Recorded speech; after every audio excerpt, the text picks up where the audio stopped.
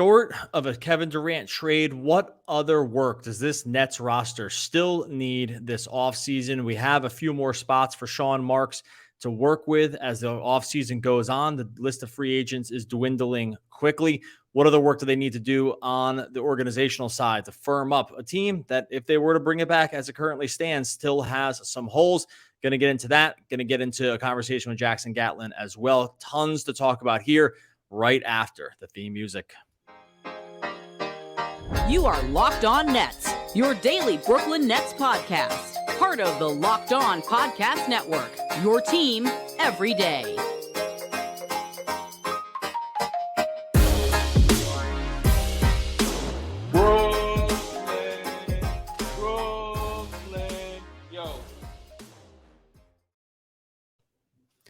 All right, welcome back to the Locked On Nets podcast on the Locked On Podcast Network, your team, the Brooklyn Nets, every single day of the week, even heading off into the offseason here. I am Doug Norrie, the owner-operator of DFSR.com. If you need some projections, we're rolling through FanDuel and DraftKings as we speak for MLB. Obviously, back raring to go come NFL and NBA as well. So go check out DFSR.com. No Adam Armbrecht today. He was off the grid for the weekend, out there lazily down the river, getting up to who even knows what. He'll be back later in the week, obviously, as we go into the summer. Tons to talk about here. The offseason kind of chugs on, but there's never, dull moments in Nets world. There's always something to talk about. Later on in the podcast, going to sit with Jackson Gatlin from the Locked On NBA, kind of talk about the overall sort of feelings around the NBA, what's going on with the Nets. So we'll get to that a little bit later. But wanted to talk today about something we actually haven't spent too much time on this offseason, mostly because it's been such a weird offseason that we really haven't been able to talk too much about roster construction for the Nets going into next year. While most other teams are sort of looking at where they stand in terms of what players they have on the roster, how they're going to sort of fit together, what schemes are going to be running, starting to dream about the possibilities for maybe some new players on a team, or just thinking about running it back with a similar team from last year. The Nets just haven't really had that opportunity because it's been such a weird offseason so far, and it's been monopolized in thinking about, where Kevin Durant might land in a trade, or whether Kyrie Irving is still going to be on the team come the season. These are the kind of things that we've had to sort of think about in Nets world, and rightfully so. These are the main stories. When a player like Kevin Durant requests a trade, that is going to dominate headlines for a long time, basically until it happens, and then probably after it happens as well. When Kyrie Irving, is a player that's going to explore trade options, or if you're going to, come back to the team on the player option, this is going to dominate the talking points for the Brooklyn Nets, because this is the NBA. Those players are stars. The league is dictated by stars because they're the best talents, and that should be kind of how it goes. But when you think about the team as a whole, we've been in this weird holding pattern of, should we start thinking about the team as it's currently constructed? Can we even do that? Is it foolhardy to even consider what the team can look like for next season when we have a player in Kevin Durant that still, by all intents and purposes, still does not want to be on the Brooklyn Nets next year? And so then we get in this weird spot. How do we talk about this roster? Because they have a roster. It's still a few players short, but they have an active roster going into next year. I think we could actually take a look at this active roster and make some interesting sort of declarations about how they'll operate as a unit if we ever get to see it. But then sometimes we stop and we say, is that even worth it? So I think it is worth it to actually start looking at it this way, though. See where the Nets are. Where do they currently stand here on July 25th? What the team looks like right now.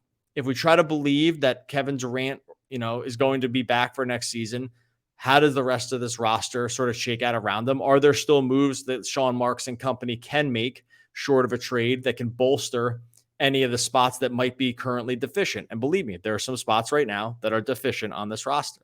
Steve Lichtenstein has a great Substack. I would recommend you signing up for it now. It's just his name, stevelichtenstein.substack.com. I will put that link in the show notes here. He is a writer and he actually just reached a cool milestone. It's got over 1,000 readers over there. Definitely worth checking out. Really good writer, some good Nets takes. So like I said, I'll put the link in the show notes so you can make sure you can just subscribe on your own. Did a nice little piece late last week that talked about, and he called it under construction sign on the under construction sign on Nets roster remains with KD and Kyrie still in limbo. And the idea being, hey, this roster is still under construction. And he gave a nice window into, or just kind of, state of the union around where the roster stands right now, which I think we could probably figure out, to some degree on our own, but he lays it out really nicely to say, hey, there's still moves that this team has not made all of its moves yet, because Sean Marks is in a weird spot here. You can't really fill the roster out all the way to 15 guys, because to do that, if they were to send a trade out for Kevin Durant to bring more players back on, you'd have to have cut one of those players, and then you'd be responsible for the cap hit on whatever you lost there. So you can't really fill the roster completely out, knowing that more play, and almost any KD trade that's been posited at this point has more than one. It's not just a 1-for-1 player trade. Anything, even the unrealistic ones, even the ones that where the other teams aren't sending back enough talent or whatever, they all involve multiple players. So the Nets are, and frankly, almost definitely multiple players that would probably have some chance to make the roster. So Sean Marks can't really fill the roster out completely now, because to do so would mean just losing money in terms of tax implications for any player that they end up having to release, because that the team is now over the roster limit. So there are roster openings on the team right now, but can you really realistically go out into the free agent market and sign anybody? Well, not really, because again, for what I just mentioned, if you continue to do that and you take multiple players back, real NBA guys back onto the roster, you're going to be in a weird spot.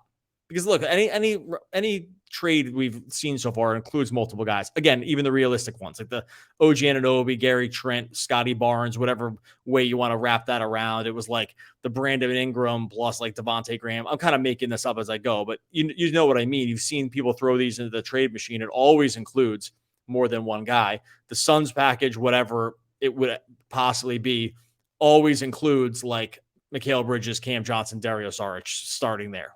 Would I ever say yes to that? Obviously not. I'm just saying that it takes multiple players to get back. And then you look at the Nets roster and you're like, okay, we're getting close here. If everyone was actually on the same page in terms of getting together and wanting to play together, who they have going into the season right now is like, I don't know, it's pretty close to a real roster with some holes that we'll talk about in a second, but it's Kevin Durant, it's Kyrie Irving, Joe Harris, Patty Mills, Seth Curry, Nick Claxton, Royce O'Neal, Ben Simmons, obviously, Day'Ron Sharpe, Sumner. He's not fully guaranteed all the money, as Steve points out in his article.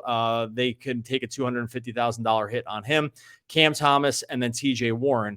And then they have Alondas Williams, who did get one of the two-way contracts coming out of Summer League. And they're still waiting on David Duke here as well. But still, that doesn't leave you with enough guys. So, when you hear that roster and you think to yourself, even in the best case scenario where KD comes back, I think we can probably make some, we can figure out what the team is missing right now, right? We can figure out that in a perfect world, another player or two would need to be signed here to really make and formulate a real contending NBA team. But if you're Sean Marks, what do you do? How can you do that right now? How can you go out and see the very few free agents that are left that would have a real impact on your team? You can't really realistically make offers to these guys because, again, you might just have to let them go later or have to let go of someone that you came over in a trade, and you just don't want to do that. So we might see this. We might see this play out over the course of the summer. We might see that this roster is low. They'll get bring guys into training camp. They bring 20 into training camp. Maybe they'll be able to find a needle in a haystack, something, lightning in a bottle, something like that from one of those players. But in terms of the roster, yeah, there might be holes in this roster leading up all the way to basically till they break camp and until they enter the season, because I just don't see another way around it short of, making the Durant trade or Durant just saying, I'm good to go. I'm definitely coming back. This is where I want to be. Outside of those two things happening, the Nets are just going to be operating at subcapacity on the roster leading into the season, because that's just really, really where they are. And I actually don't see a way around that. Want to get into where they have some obvious holes in the roster right now. first got to talk to you about our friends over at Bet Online. You know Bet Online. We've been talking to you forever about these guys. The number one stop for all of your sports betting actions. Bet Online has all the odds, all the props that you need. I'm over there every single day with the Major League Baseball lines. I'm actually checking the futures that they have on some of this basketball stuff because sometimes, people don't want to think of this, but sometimes places like Bet Online are a little bit ahead of the curve when it comes to the overall feeling. I will say NBA championship futures on Bet Online right now, the Nets had been hovering in ninth basically for the entirety of this offseason, or even a little lower when it looked like KD was going to be out. They're up to seventh right now. They just jumped a couple of the other teams. They just jumped the Sixers. They're plus 1,200. They jumped the Nuggets. So right now, seventh overall in championship odds. You want to read the tea leaves on that. That's a place like Bet Online saying, hey, maybe Kevin Durant is going to be back. You can go check out Bet Online for yourself right now. You learn about all the trends, all the actions. Bet Online, where the game starts. All right, so when I was reading down the roster before of what the Nets currently have, and what could, when you start thinking to yourself, well, what does it sound like they don't have enough of? What does it sound like this roster needs still? And a couple of these things are things that Adam and I have talked about. I thought Steve points out pretty good in the article about, what could be possible points of need. I think first, and I agree with this one because we've talked about it before, is that the center position is still a weird one for the Nets.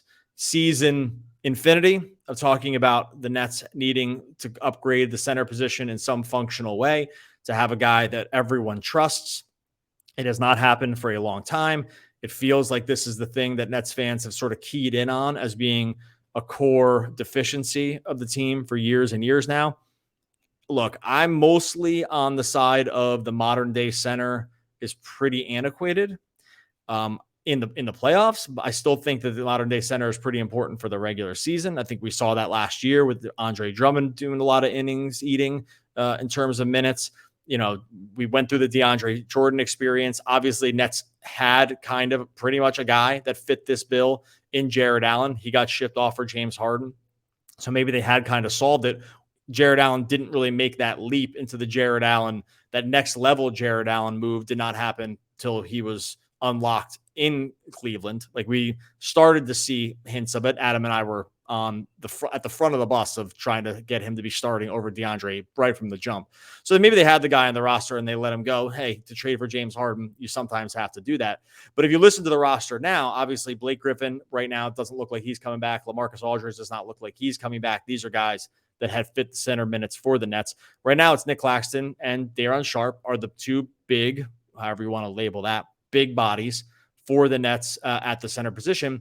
And both are, sort of problematic in terms of like how good can the Nets be if these are the starting centers. Obviously with Claxton, you get switchability on defense, you get speed, that he is a guy that can like kind of recover defensively, but he doesn't have the body to stand toe to toe with some of the other big centers in the game, even though that's not a knock on him. Like most guys just have something they can't do. And it's hard for a lot of centers to stand with guys like Embiid and Jokic and, throw Giannis into that group. But we know that, Claxton has some holes in that game.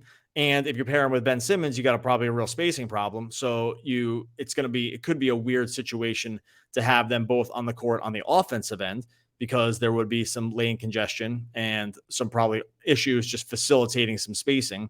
And then you get Sharp, who we talked about him at length coming out of Summer League, loved the energy, looked like he'd slimmed down, looked like he kind of muscled up. He looked very athletic, I thought, in terms of like where his physique was. He's starting to fill out to be the point of a guy that, you stand, big body to big body against the guy. His game still leaves a lot to be desired. His decision-making was, adequate at best, probably not the greatest. I love the initiative that he showed in terms of putting the ball on the floor or on the deck in terms of trying to get into some dribble action. I don't think we're going to want to see that too much at the NBA level. He did take some threes. Some of them went in. You want to start thinking that he's some facsimile of a stretch five.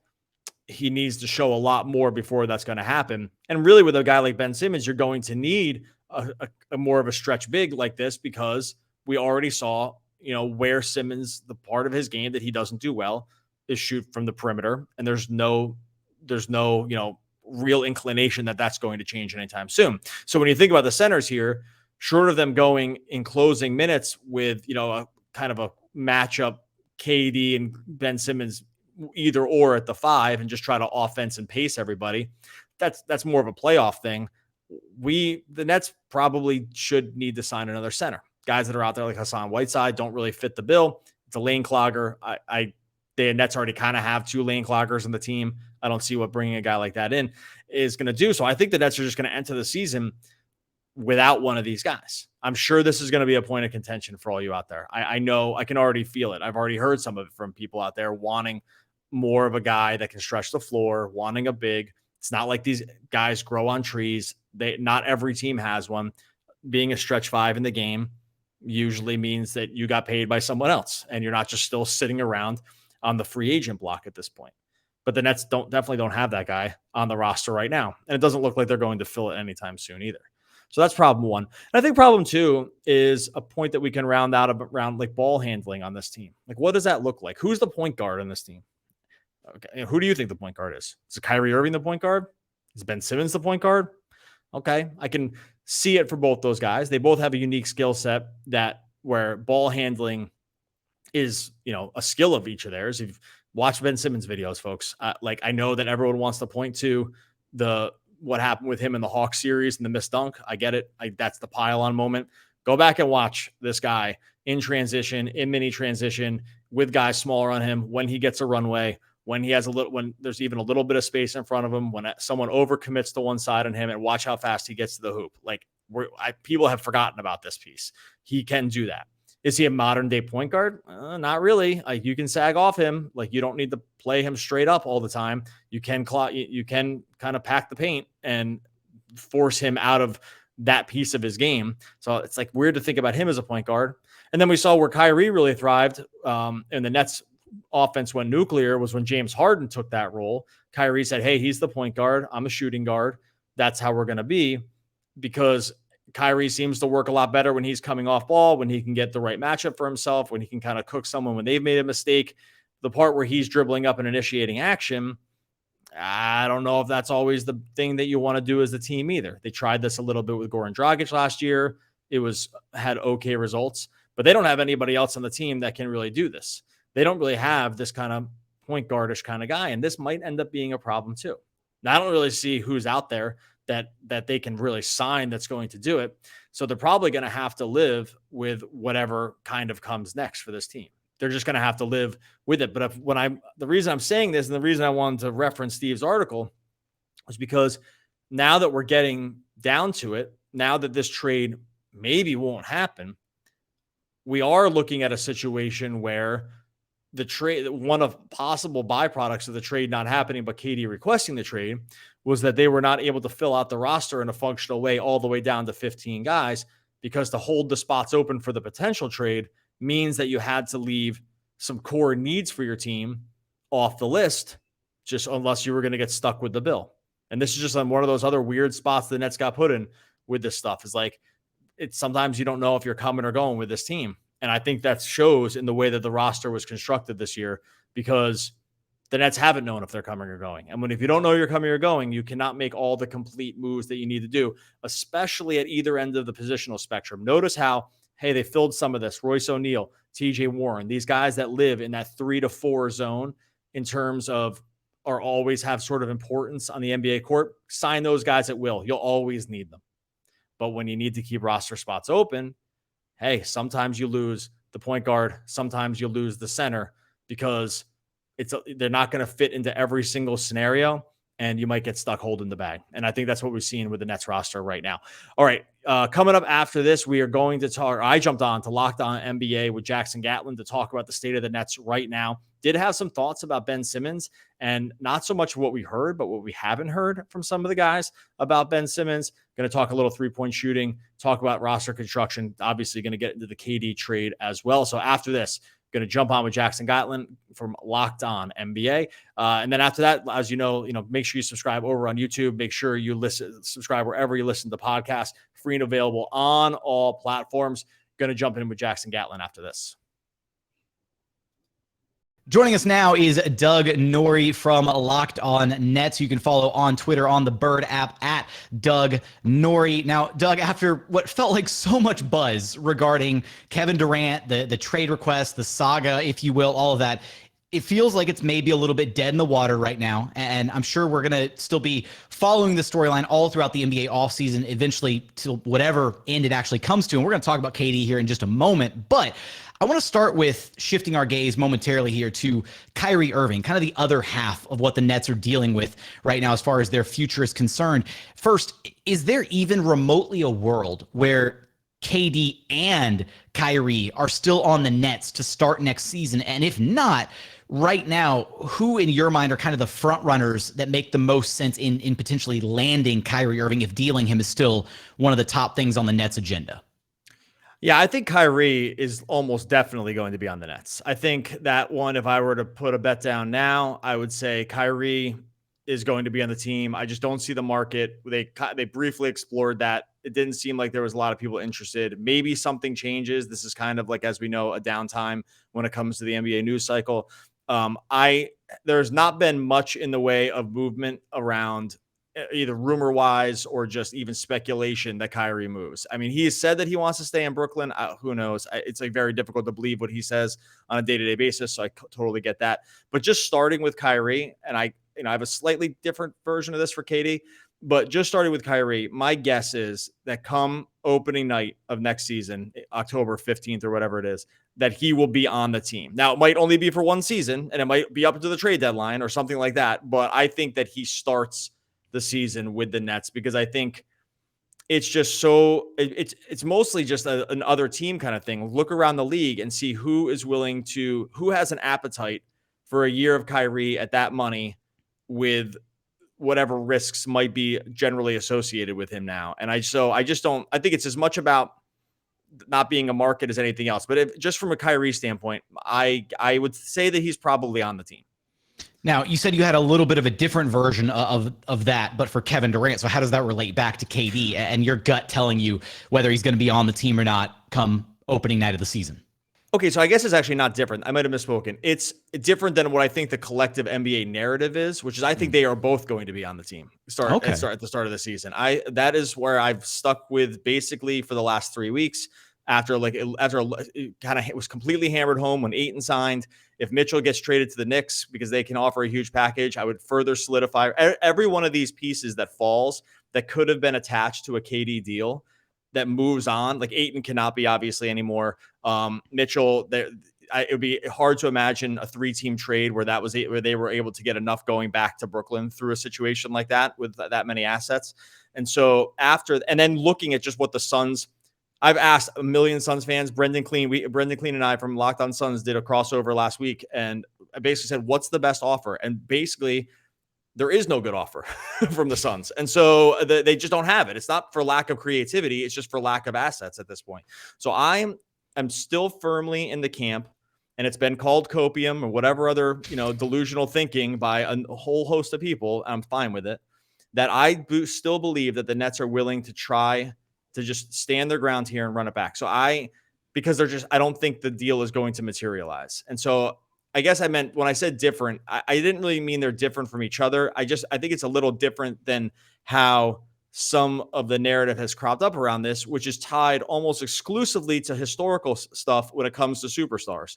Historically, superstars, when they ask for a trade, they get their way and they go to the team they want. This situation is just different to me. So that is, I think, come opening night, whether he is willing to play or not is different. But I just still think that KD is going to be on the team because I just don't think there's been enough real movement anywhere close to teams wanting to do this for him that have the actual assets that the Nets could say yes to.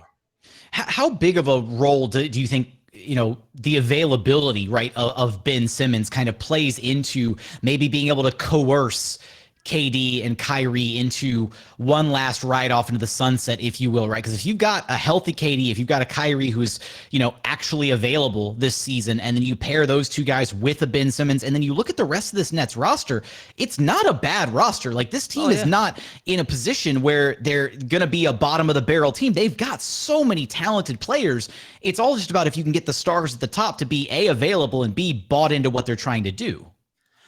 I mean, honestly, this is what makes this whole thing such a shame at this point. Roster construction wise, at least from a scoring standpoint, this roster is not perfect, but man, it's really close. Like, they have 4 guys. I looked this up there. I did a query in this the other day, but they're over the last 3 seasons, the Nets have 4 of the top 17 players in the NBA when it comes to field goal, 3-point percentage, with like more than 400 attempts, was where I cut it off.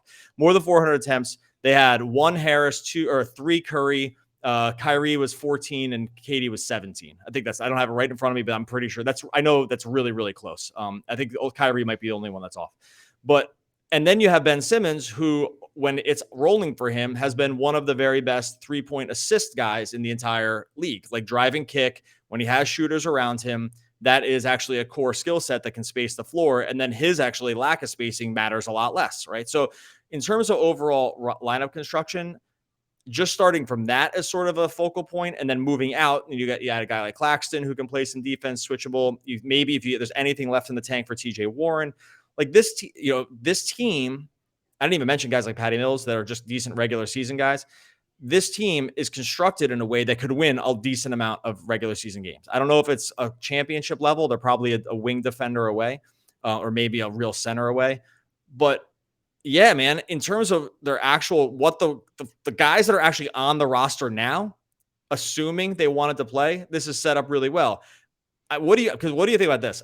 One of my other concerns is what you mentioned with Ben Simmons. I do have a little concern that while on paper, Ben Simmons looks good, like, top 20 player when it's going really, really well, I am a little concerned that KD and maybe to some extension Kyrie got a little look under the hood when it came to Simmons last year.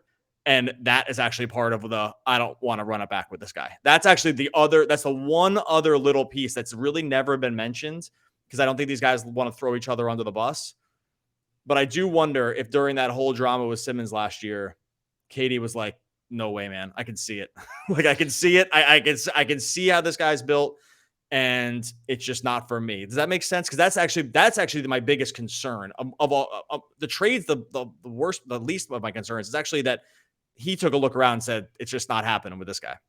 I think that's an incredibly valid concern when you think about it, Doug, because that's the one piece, even though we look at kind of where the Nets, quote unquote, fallout kind of started, and a lot of people want to point the fingers at Kyrie Irving. And I think rightfully so, for some of the damage that he did, or, for just lack of availability, whatever, all the stuff that we did, the Nets dealt with this past season. But ultimately, that is probably the biggest question mark at hand, because what KD brings when he's locked in and engaged. What Kyrie can bring when he's there and available, right? What version of Ben Simmons even exists to this point, right? We haven't seen him play basketball in a year. We don't know where he's at mentally. All these different questions about what he actually can provide to this team. So that is a very interesting point that you bring up there. And I wonder if it is kind of like the last thing here, but just, are you ready to be done with this? Are you kind of at this point where you want to see them try it and run it back one more time? Or are you just so fed up with it where you're like, you know what, just blow it up at this point. Just deal them for what you can get for them. Give me the assets. Like, where's your head at as far as what you want to see this team actually try and come out of the situation looking like? Oh man, I'm 100% in the run it back camp. 100%. It's actually not even close for me, to the point where I'd be pretty actively bummed for KD to get traded, or if it didn't get run back. I understand all the context. What I mentioned about Simmons, that's not reporting that. That's reading the things that haven't been said, right? No one's ever, these guys, the NBA fraternity is tight. These guys do not throw each other under the bus if they can avoid it, right? You will very rarely hear an NBA player speak ill of another NBA player. Collectively so. They're part of a union. They're part of a collective. You've also never heard any of these guys say a nice thing about Ben Simmons. They've never said a thing about Ben Simmons. And I think sometimes thinking about what hasn't been said is sometimes as important as what has been said, right? Because there's not been part of that narrative. Now, even all that being said, I'm still very much in the camp of run it back, because when you look historically at the NBA, you need to win the title, you need basically one of the top 7 or 8 best players in basketball at that time on your team, right? Like that is pretty much set. Like Giannis, Steph, LeBron, KD, that list of guys over the last decade or so, every one of those guys has been on a championship team, right? Like, and it's been when they've been a top, at worst, 7 player, and it's usually higher.